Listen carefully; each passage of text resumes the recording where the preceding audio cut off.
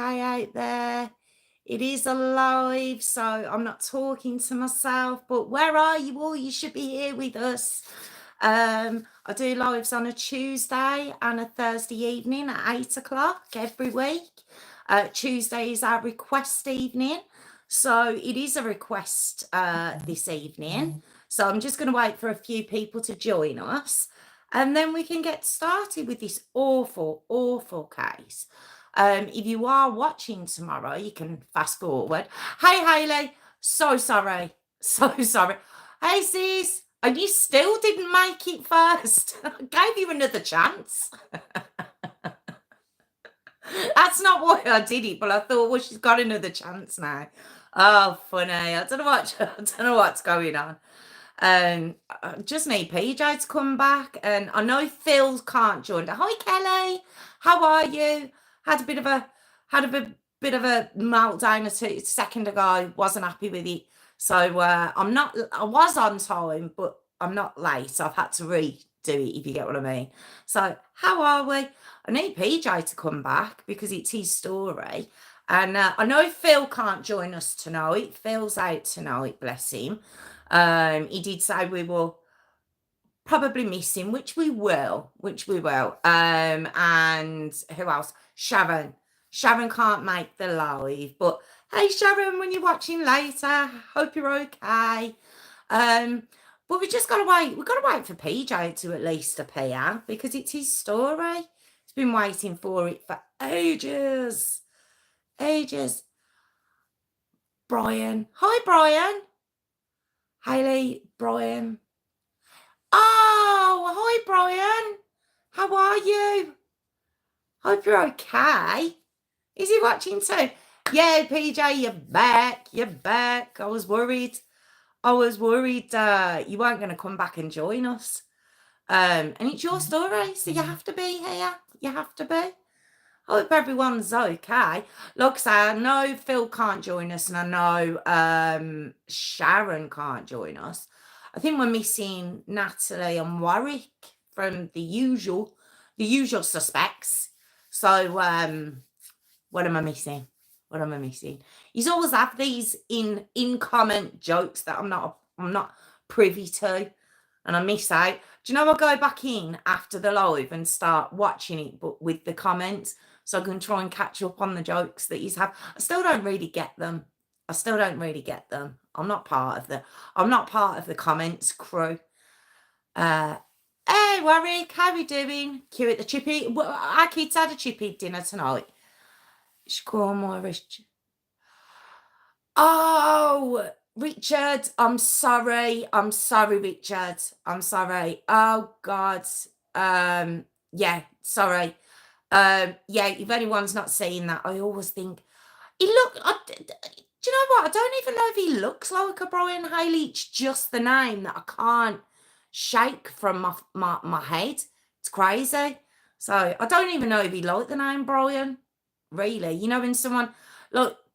I do know that when I don't that wasn't the right way to start it, but when I was young, even right up to date, if someone who's just met me, say I happen to turn away and I hear the name Rebecca, I will answer to that, because from a really young age, anyone who can't think of my name, they call me Rebecca. I don't know where that comes from, but I always know they're talking to me. So I wonder would he answer to Brian? Has someone else called him that in the past? Or is it just me? I'll stop.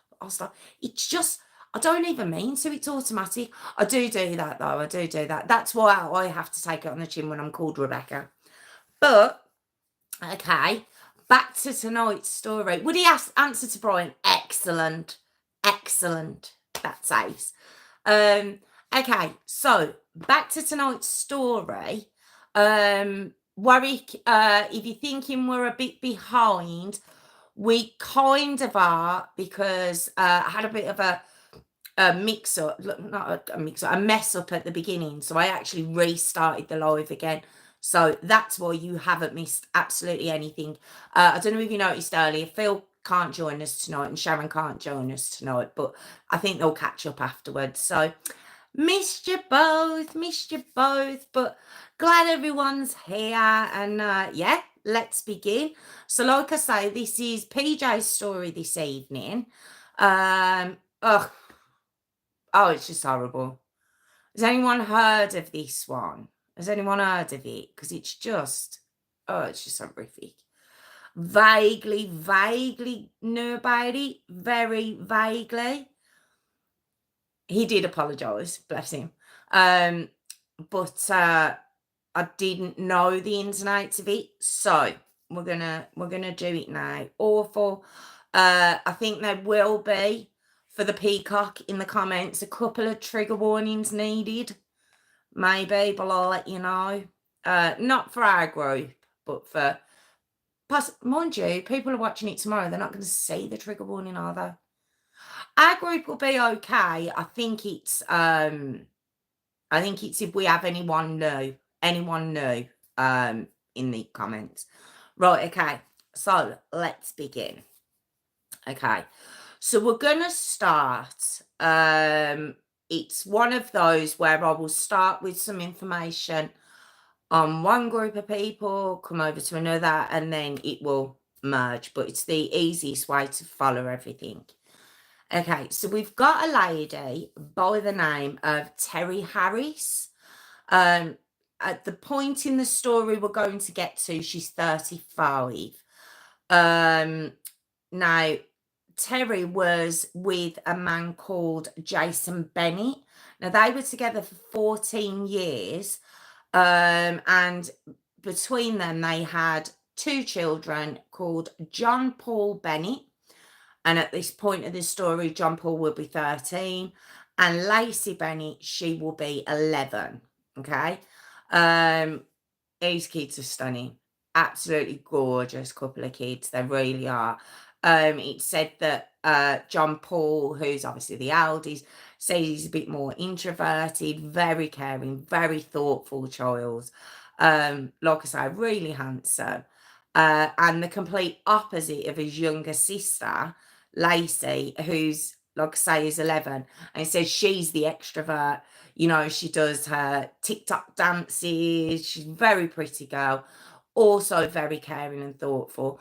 And it said that they both, given the fact they're 11 and 13, but they get on really well, which is quite unusual. I know, like, the bickering with brothers and sisters is crazy. You love each other, but you do bicker. But it was said they didn't. They got on really well. These two did. Now, like I say, Terry and Jason were together for 14 years, but they did break up around 2019.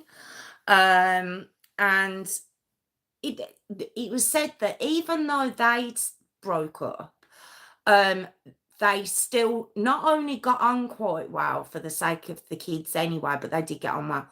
It was said that Jason himself was very hands-on with his kids, called them every day, saw them every week, very involved with his 2 kids. There was no sort of separation between the two. Between him and the kids, should I say. There's one other person that will be mentioned during the story, and that's Angela Smith, she's known as Angie, which is Terry's mom, so the kid's nan. Very close with the family. Terry was an only child, so Angie and her were very close. There was also great grandparents of the kids, so Terry's grandparents, very close family. Well, just a really close, loving family that you would want for 2 children. That's what these children were in. Just really very loved, and the kids were very loving as well. Now, like I say, Terry lived for her kids. She was a healthcare assistant herself. Lacey was also a very caring part of the community as well. I'll tell you a little bit more about that as we go on. But they were living in Sheffield at this point in the story. So that's where we are with the family. Now we're going to move on to a fella called Damien Bendall. Oh my God. Oh, just vile, vile. He looks like a sleaze. He looks like a complete sleaze, this fella. He just looks like he would need some really good wash. I just don't, I mean, yeah, just awful looking fella. Now, he was born on the 6th of January 1990, Damien was. And at this point in the story where we're going to get to, he'll be 31. Now, it was said that we don't know a lot about his early childhood, but he was brought up around a lot of violence, a lot of crime, a lot of drugs. That was his upbringing. And rather than trying to get away from that or being victimized by that, he was proud of it.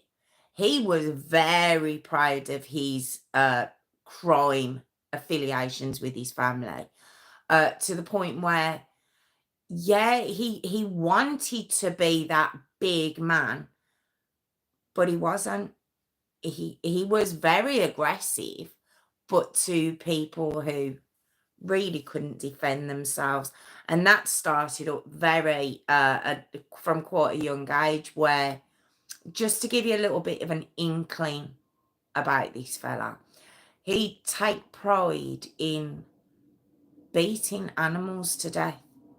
Now, we know, given the fact that we watch true crime, where this normally leads, but that's what he would do. He would beat animals to death with bricks.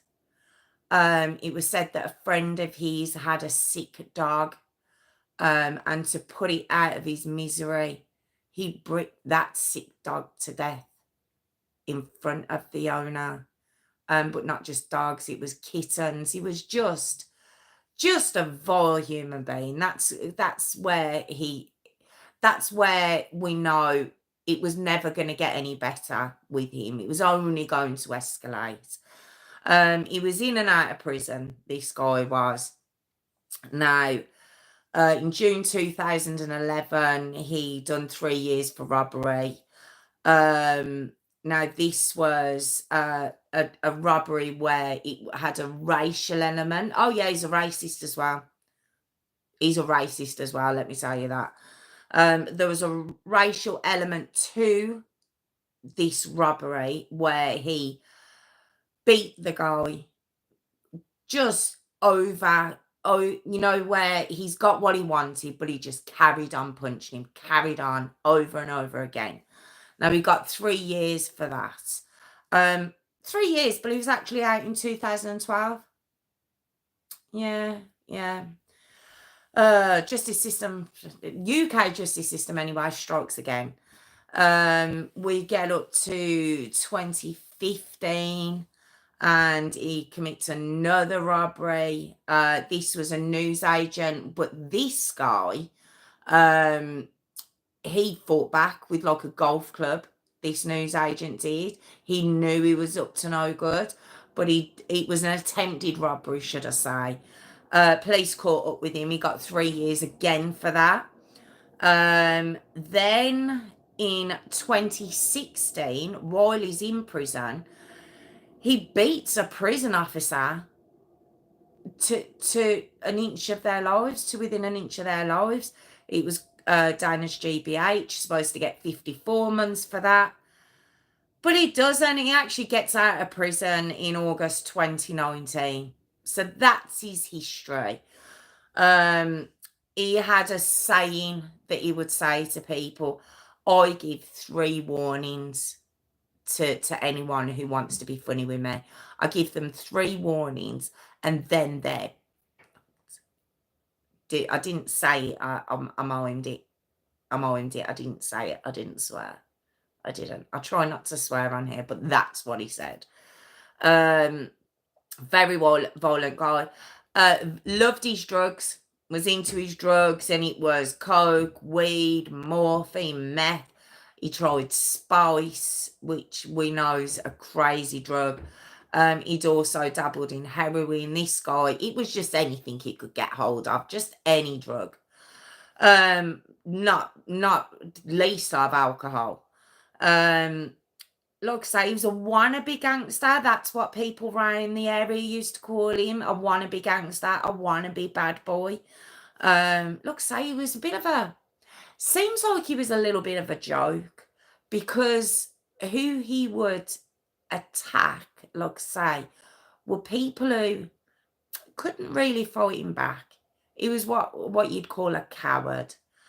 Now, it said he was a football thug, and he had the Chelsea crest on his chest. He'd never been to a game, though, supposedly. Never actually been to a game. He also had True Blue written across his knuckles for Chelsea. Again, never been to a match. Crazy. He used to brag that he'd been in prison, everything else. Wanted to say he was part of the Aryan Brotherhood as well, from this neo-Nazi racist standpoint. Never been any proof he was part. Even that brotherhood wouldn't have him.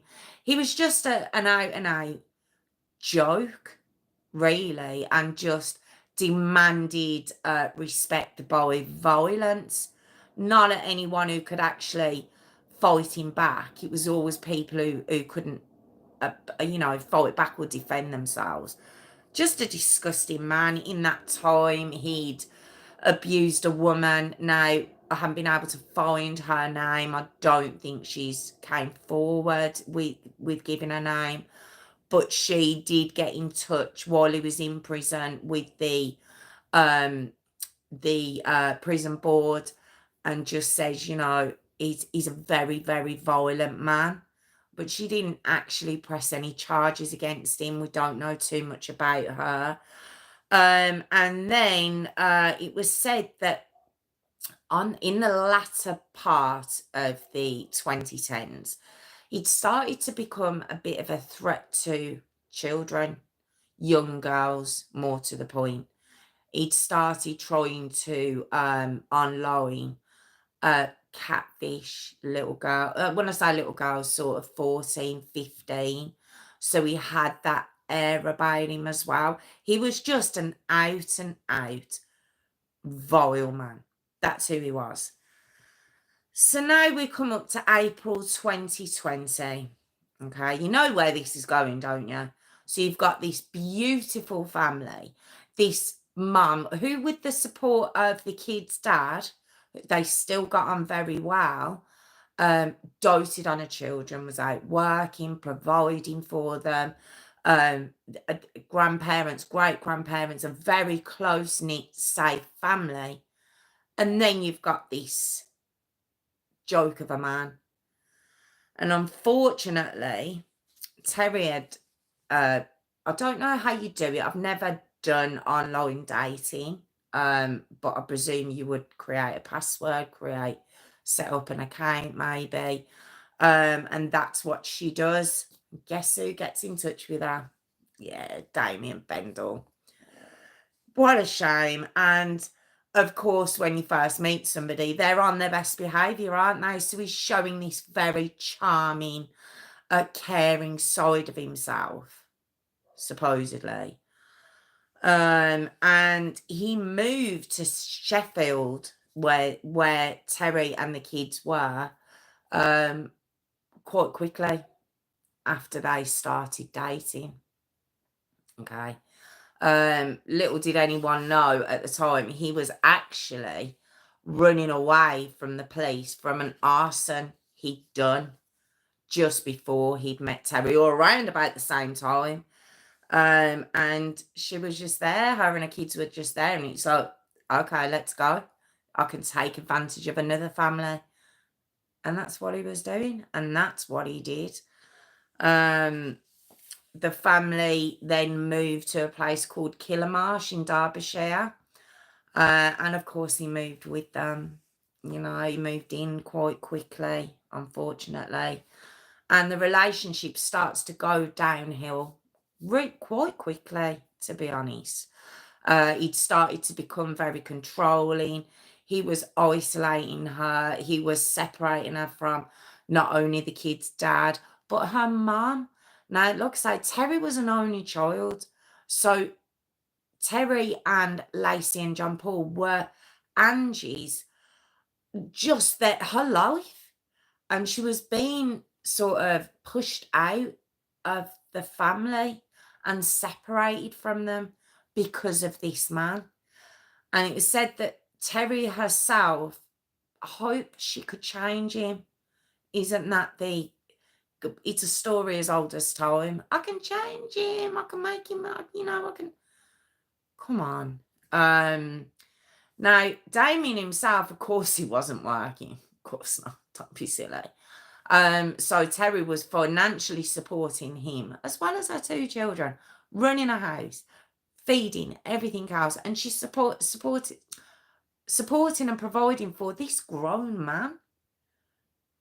I know she was a little bit older than him, but he was at this point he was 30. For goodness sake. Now, if he couldn't get enough money off her for his drugs, because he had to have his drugs, he had to have his alcohol. If he couldn't get enough money from her, he'd just sell. He'd just sell their property in their house. I mean, these kids must have been like, what has gone on to our lives? They must have just been questioning everything, or maybe he won their minds at first. I presume he would have done that. Terry doesn't strike me as the type that she would have let him move in if he hadn't have won over her kids, but he'd sell their stuff. He sold her laptop the once.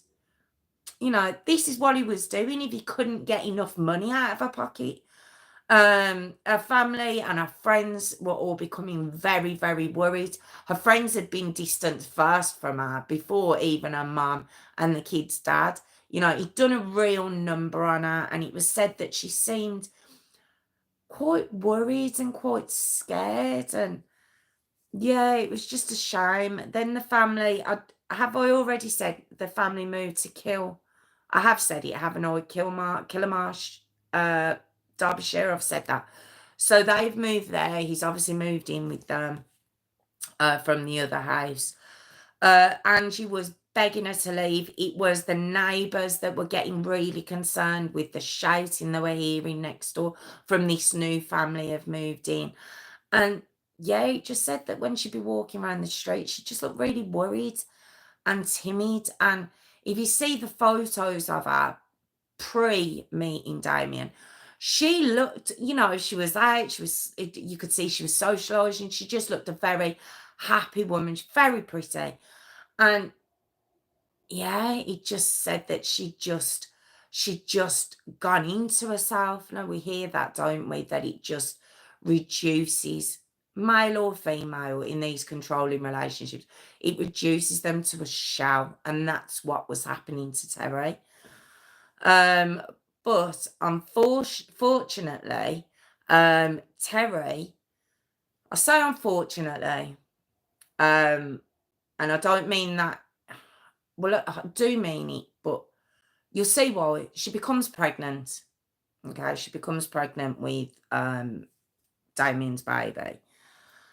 And he actually uses this. He uses the fact that she's become pregnant to step up his paranoia and his controlling and his jealousy. And he basically starts accusing her of having an affair, and this child's not his. It just, the way the mind works, it was like, rather than being happy, which I'm assuming she was at first, he'd sit her down for hours at a time, basically saying, but tell me the truth, interrogating her to tell him the truth of whose child this is, and you've been cheating on me. And he was constantly high, he was constantly drunk, constantly out of his mind, just not a good catch at all. I mean, I told you his history. I don't know if I presume she thought she could change him, but the fact is, this guy was never going to change. He was a rotten man. Um, and we come up to May 2021. Okay. And the police tracked down Damien from setting fire to a car. So it was a charge of arson from when he'd set fire to a car back in 2020. Now, this would have been an ideal time for the probation office and everyone else to get together and to see that this man, who's got this very violent history, who's a loose cannon, who's still taking a lot of drugs, who's had GBH charges on him, burglary, robbery. A woman's come forward to say he'd been domestically abusing her. You know, all of this had come forward.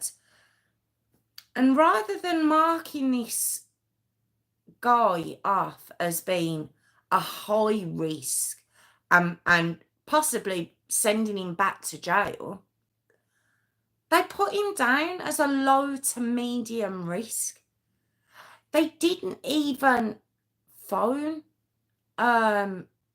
Terry to double check was she okay with him living there. They did nothing. So when the case came before the judge, they were like, right, okay, well, he's low to medium risk. So we're gonna just put him on an electronic tag. That's what they gave him.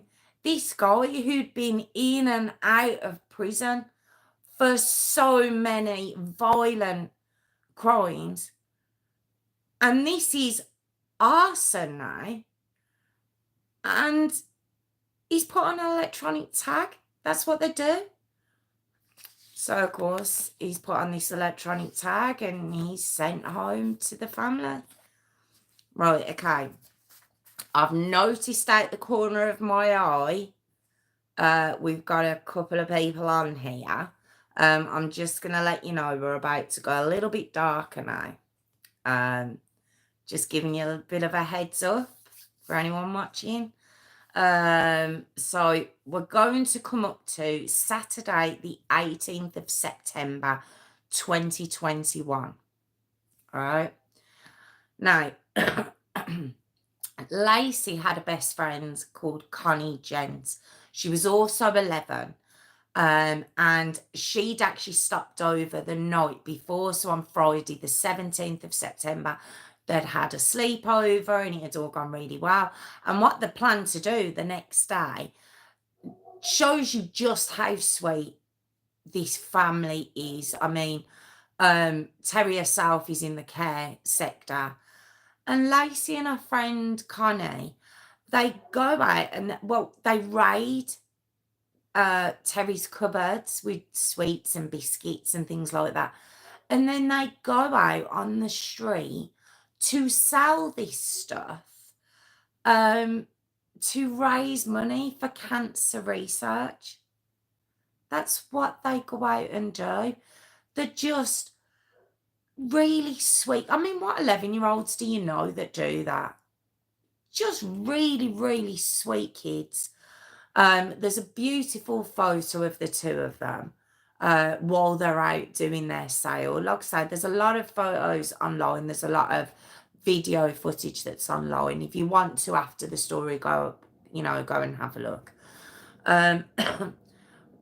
Now, so like I say, Connie had already stopped on the Friday night. So on the Saturday, they'd been out doing all this, raising money and stuff for cancer research. And Connie phones her mum and she just says, can I stay tonight as well?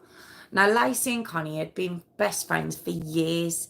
So Connie's parents would have known Terry. And her mum was like, okay, go on then, you can stay another night. So this would be the Saturday night. And Terry had says, you know, I want you in for 8 o'clock, which they were. They were very good kids, in bang on time. And around this time, Damien was trying to contact his drug dealer. Because why wouldn't he? Why wouldn't that's what he's doing while these kids are out raising money for charity? Yeah, of course, that's what he's doing with his time. Just a waste, isn't it? I wouldn't say waste, man, then. I actually went to use that term. But he was, that's who he was. Okay.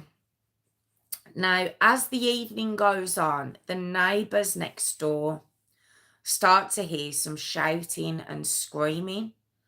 It went on for about 20 minutes, 25 minutes, but then it stopped. Then this shouting and screaming just stopped. Neighbours thought no more of it. I mean, there had been a lot of arguing, mainly him raising his voice up to that point. So they just thought, oh, it's another night. And because it didn't go on for ridiculously long, I suppose they just thought it was resolved. Right. So we'll come up to Sunday, the 19th of September. Right, and we get to about 6 o'clock in the morning.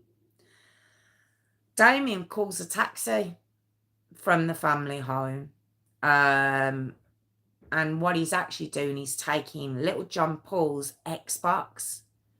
It's seen on CCTV where he's walking around with the plastic bag, and it's John Paul's Xbox. And he exchanges it for drugs. The fact that he's done that will become even more shocking in a second. You'll see why I called him the disgusting Damien Bendall. Okay. It, like I say, and it says in the taxi driver had asked him, you know, how's your night been? And Damien had turned around and gone, yeah, not too bad. It was a bit mad, but not too bad.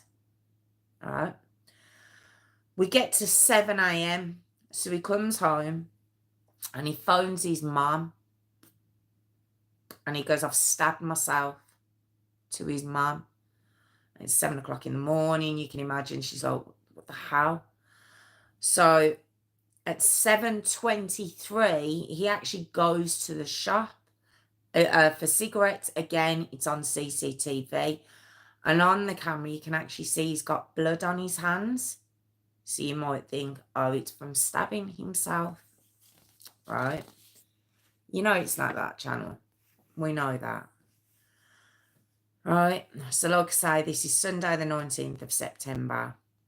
A 999 call is received. You can hear them online. One at 7:26 a.m. from Damien's mum, and one at 7:38 a.m. from Damien himself.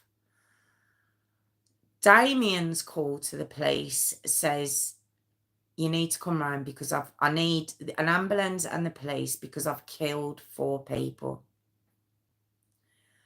Obviously the mum's call was just to say, my son stabbed himself, can you go around? So when the officers turn up, bit confused, you can see the body cam of the officers turning up.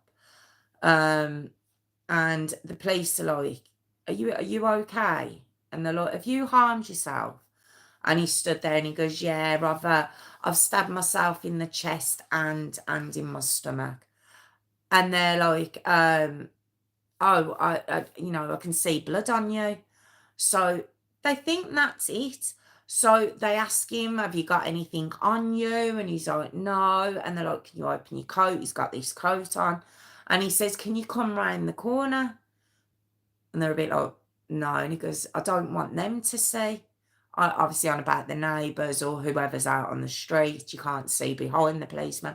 So they walk around. You know, if it's a semi-detached, you walk around the side of the house.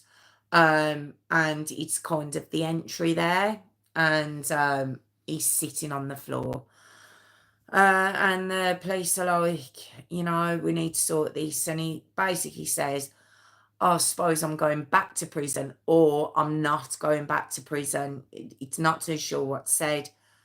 But the police are like, why? And he goes, because I've killed 4 people in that house. So you see this on the camera and it cuts round to a policeman. It looks like he might be talking to his superior. He relays this conversation. He says, am I okay to go into the house? His superior says, yeah, go on, carry on in.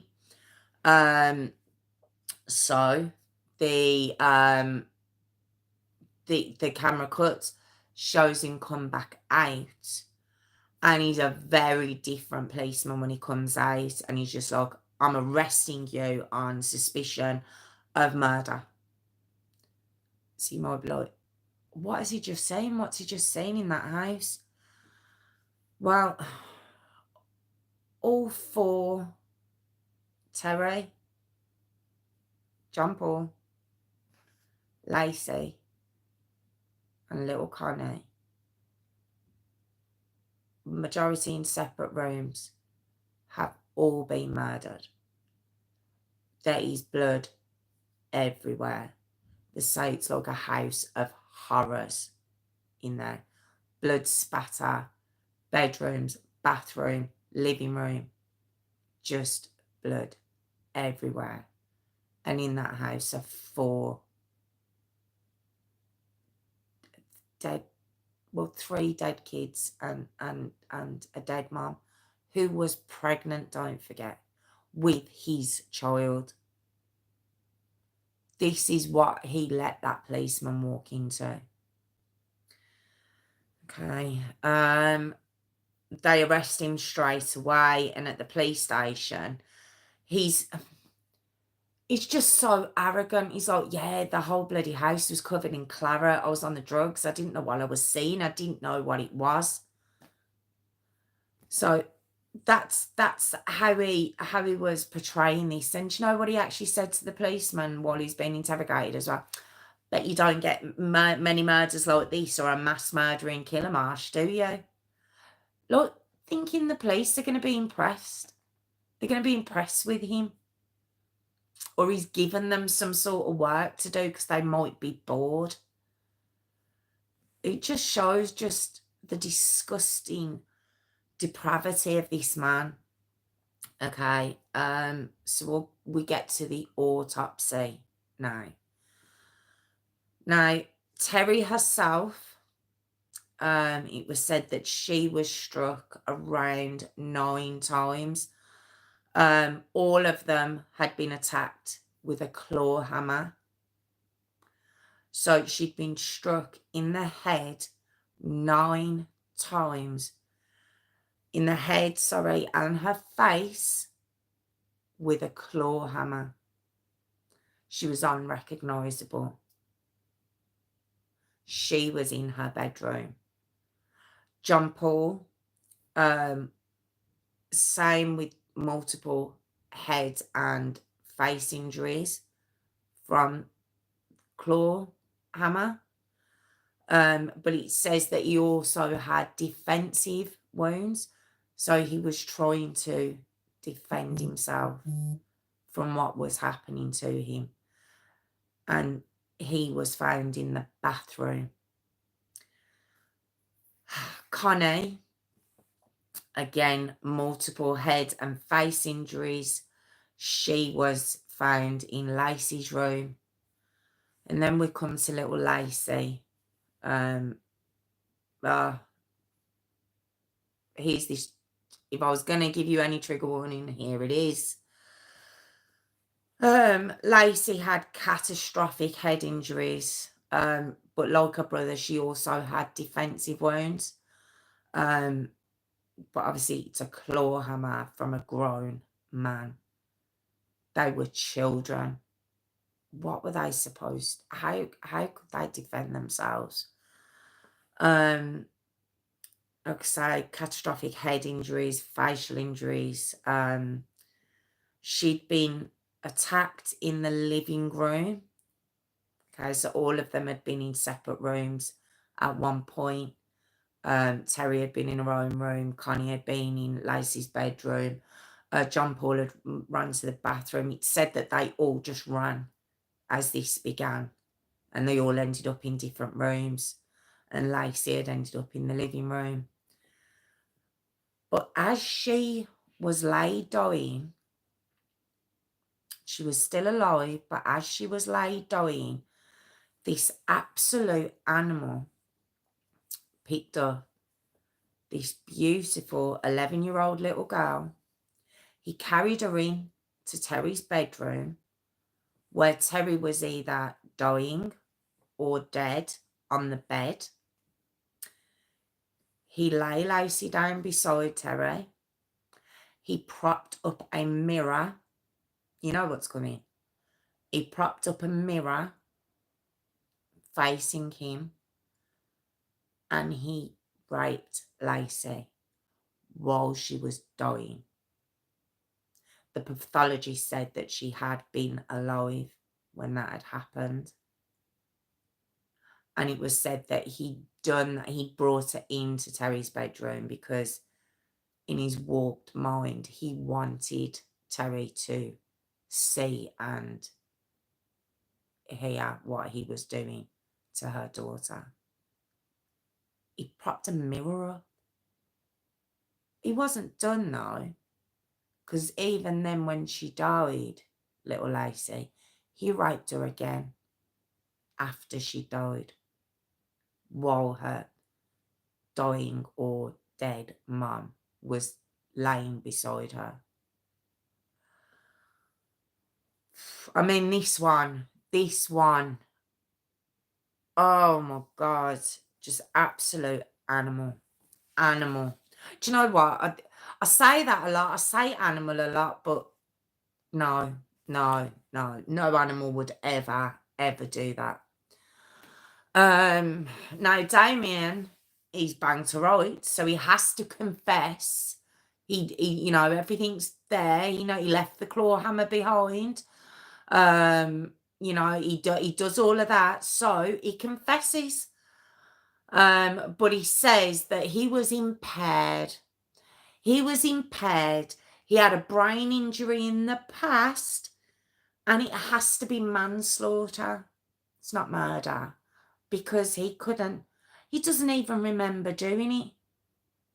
Coward to the end. Absolute rotten human being. Basically saying he can't remember the murders at all. Can't remember it. And that's why he said, like, he walked around, he'd gone to the shop, and when he come back, there was just claret everywhere. Like he didn't remember what he'd just done. He even said on the phone call, I've killed 4 people. It doesn't work. And then, do you remember what I said a little bit earlier? At 6 o'clock in the morning. Now, it said that this happened. Do you remember the screaming and the shouting that the neighbours had heard? Now, that was between 9:42 and 10 p.m. Now, you can't blame the neighbours at all. At all. And I'd hate to imagine how they must feel knowing that that's what they were hearing. They just didn't know that that's what they were hearing. That they were actually hearing that man go room to room and bludgeon this family to death. And don't forget, Terry was pregnant with his child. He didn't care.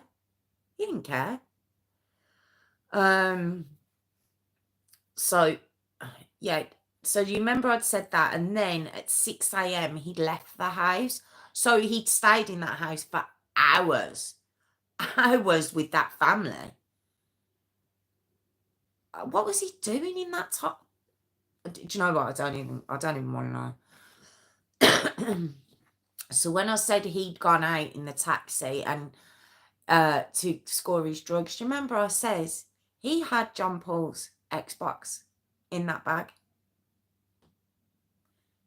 So he murdered them all in the most callous, brutal way possible, and then goes and sells the child's Xbox to get more drugs. it's just disgusting. But with his so-called defense of I can't remember anything, it it didn't work, and the neurological tests were done, and they all came up negative. The guy's fine, nothing wrong with him. Brain injury that he was claiming, if it was there, it didn't make any difference to him, so he could go to trial. All right. So on the 21st of December 2022 in Derby, his trial begins. Now, he'd obviously pled not guilty at first through diminished responsibility or diminished capacity, and he wanted manslaughter and all this sort of stuff. But I think he knew that he wasn't going to fight this. So what he was agreeing to, what he put to the prosecution was, I'll agree to the 5 counts of murder as long as you don't put the rape in there. Because he knows, he would have known, he'd been in prison a lot. He would have known what child. No, do you know, does he think child killers don't get a hard time as well? Did he think he was going to, 3 children he murdered? Did he think that was going to go under the radar? But he wanted the rape of Lacey to be not mentioned. That wasn't agreed. It wasn't agreed. So in the end, he pleads guilty to 4 charges of murder and 1 of rape. 4 counts, of murder and 1 count of rape. Shows no emotion, no remorse, has his head down throughout the whole hearing. They don't know if. Do you remember I said that he was starting to show interest? I'm saying starting because that's when it was noticed, but it could have been for years, but no one's come forward to say that. But he'd started showing an interest in young girls. So a motive has been put forward by people since it happened that maybe Lacey was actually the target from the beginning, and the rest, John Paul, Connie, Terry, his unborn child, they were all seen by him as just collateral. It was Lacey that he wanted. Now that's been put forward. Obviously, he's never said, so we'll never know. But that's been put forward as a possible motive. His sentence, he actually got 5 life sentences. Now, this is the UK justice system. We know my opinion of it. We know I'm always disgusted at this point in the story, but not so much this time in the justice system, not with the case, but with the justice system. She was 11. And so he basically was found guilty of 5 murders. So he got 5 life sentences. He got a whole life tariff. Okay, he'll never be released. Now, and we hear that a lot in the American crimes that I cover, but it's very rare to get it on a British one. So I was very shocked when I got to that point. Surprised. I wish we had the death penalty when it comes to this. Again, I don't know people's opinions of it. I've always made mine very clear. That's where I am with it. I think when it's beyond a shadow of a doubt. Is that the right? Beyond a shadow of doubt, that's right, isn't it? I'd have it back. I would have it back. They're having to be put up. Now he's got. So people say now he's got to go the rest of his life being locked up. But yeah, I don't know. But I think he deserved the death penalty if we had it. Now, Justice Sweeney, who was the presiding judge over the case, he actually said that had it just been Lacey and how she was murdered, he would have pushed for a whole life tariff just based on Lacey herself. So he was very scathing, really scathing of Damien. Now, couple of things that, a couple of sentences about the family. Jason, who was obviously John Paul and Lacey's dad, he just basically has said that he's broken. He wishes it had been him. He basically said he's taken his life too. He'll never, never get over this. And he counts each day because he sees that as being a day closer to being reunited with his family. So sad. Angie, obviously, kid's grandmother, Terry's mom, she just says it haunts her every day. Now, she requested to see her family afterwards. The coroner, he would only allow her to view Terry.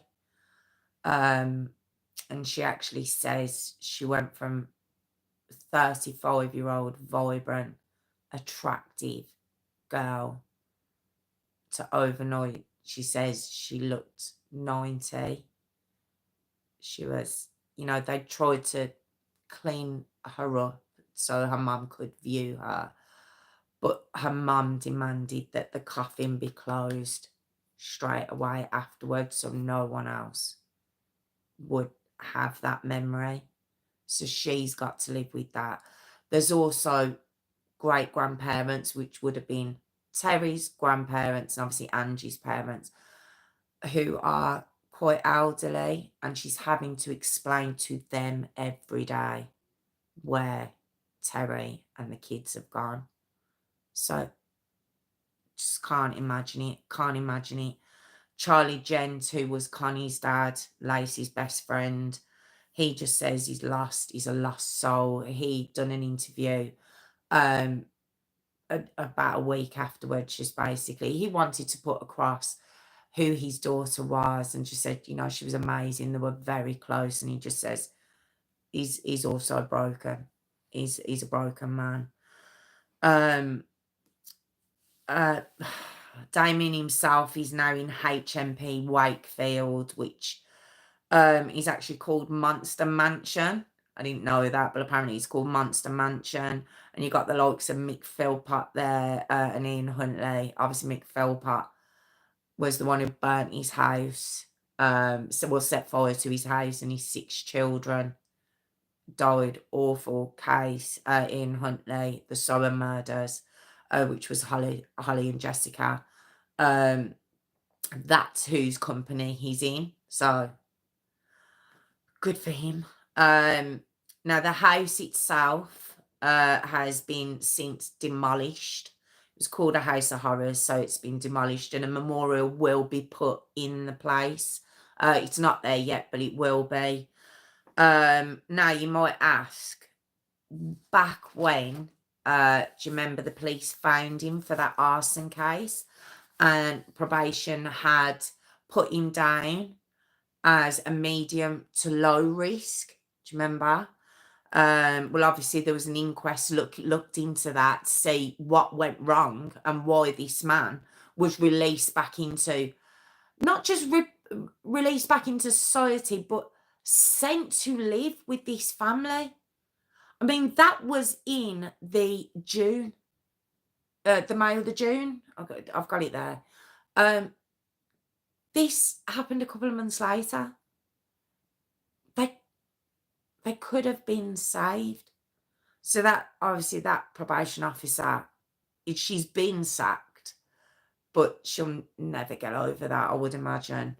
It was classed as gross misconduct. And yeah, he never should have been given the electronic tag. He should have been kept in custody.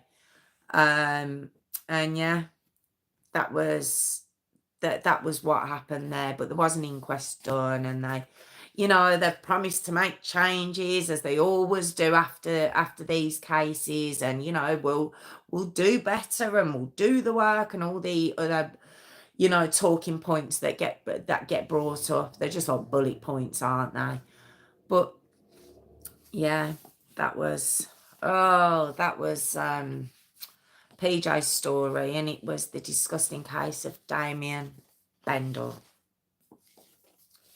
Oh, it's just awful. Oh, PJ, if I haven't covered anything that you felt I've missed out, please let me know. But yeah, it's just awful, wasn't it? Awful. It is where all the filth lives, Tiffany. That's exactly where it lives. There's more. There's other killers there. I just didn't recognise their names, but those two I recognised straight away. But there are others there. It is called Monster Mansion, you know, for that reason. Just so like I say, he's in good hands, isn't he?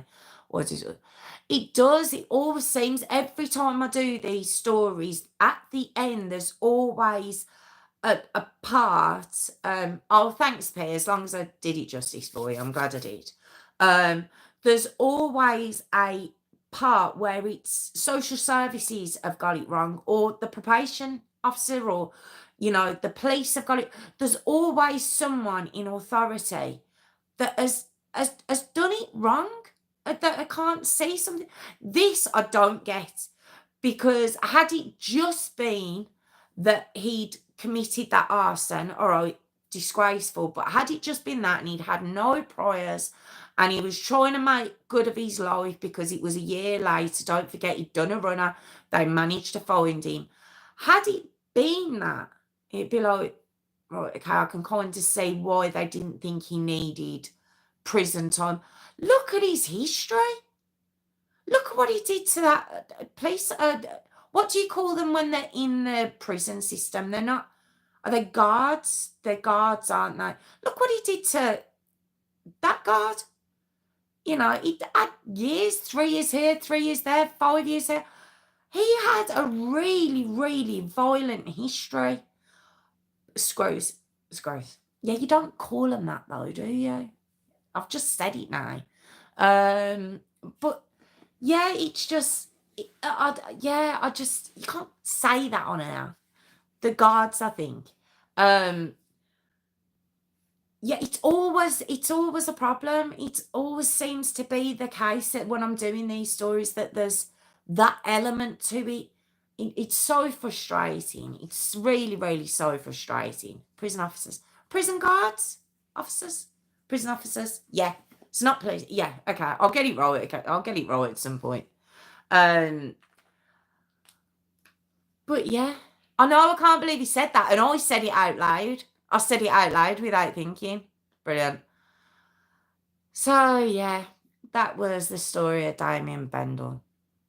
Oh, awful, awful, awful story. But thank you to PJ for that suggestion.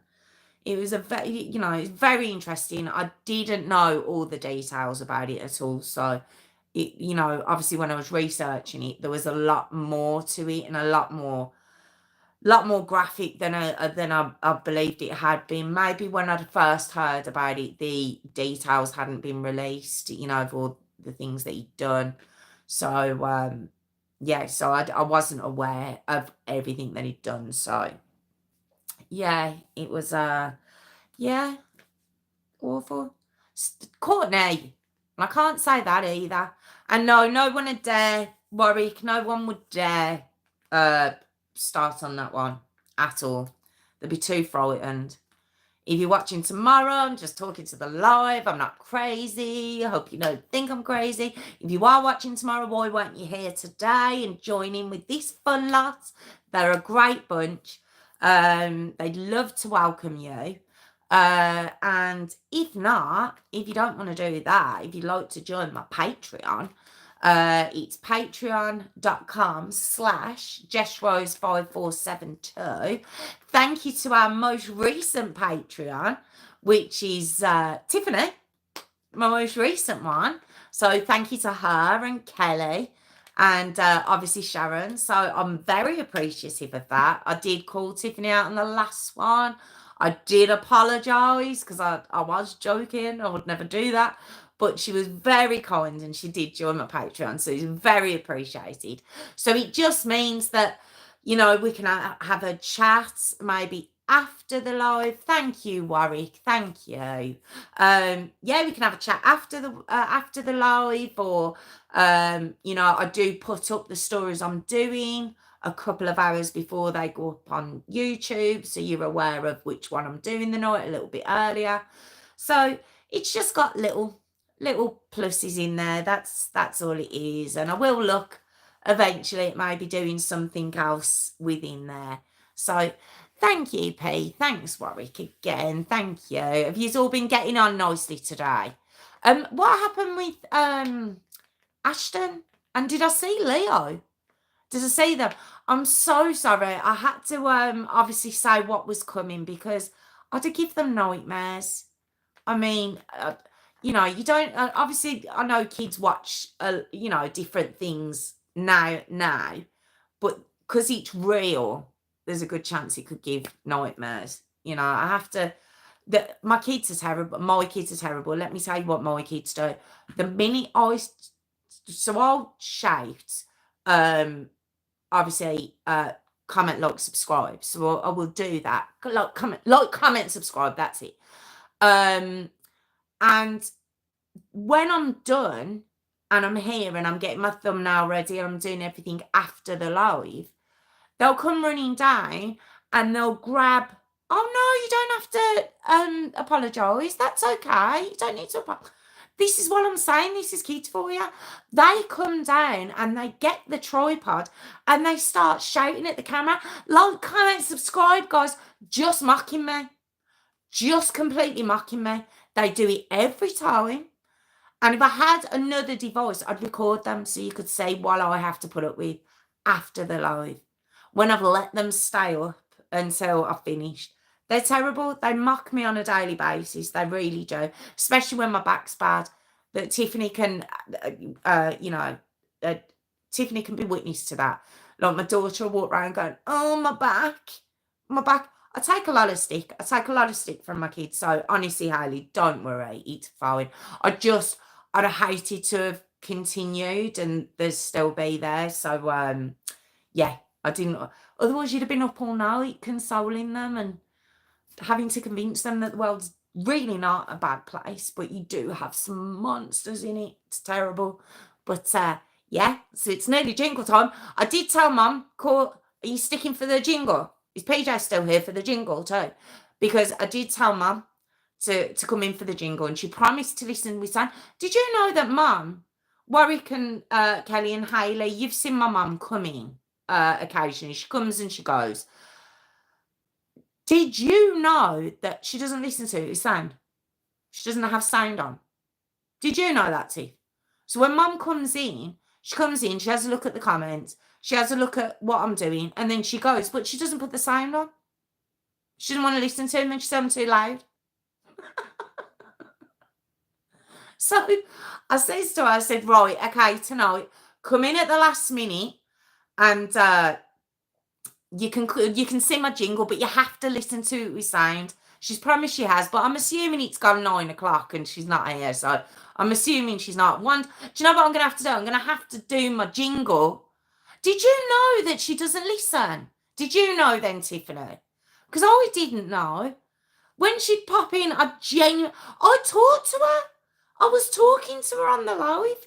And I said to her, I said, you haven't listened to anything. She's honestly, only for a couple of minutes as well. And then off she goes. But she does do this, my gorgeous niece. Who's your niece? Who's your niece? Who's your niece? Me. Who's your niece? Who are you talking about? Oh, Scarlett. You on about Scarlett? I'm not on about Scarlett at the minute. I'm on about Mum. I'm on about Mum does this.